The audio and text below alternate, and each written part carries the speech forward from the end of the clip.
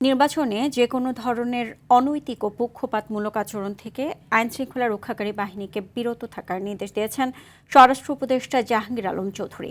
সকালে গাজীপুরের শফিপুরে আনসার ও ভিডিপি একাডেমিতে ৪১তম বিসিএস কর্মকর্তা নবনিয়োগপ্রাপ্ত থানা ও উপজেলা প্রশিক্ষক ও আনসার ব্যাটালিয়নের মৌলিক প্রশিক্ষণের সমাপনী কুচকাওয়াজ শেষে তিনি এ নির্দেশনা দেন।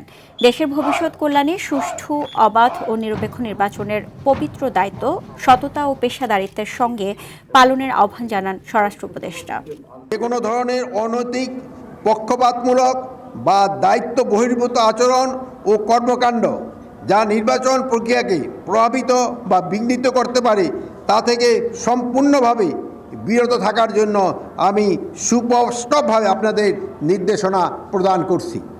দেশের ভবিষ্যৎ কল্যাণে একটি সুষ্ঠু, অবাধ ও নিরপেক্ষ নির্বাচন সফলভাবে সম্পন্ন করার পবিত্র দায়িত্ব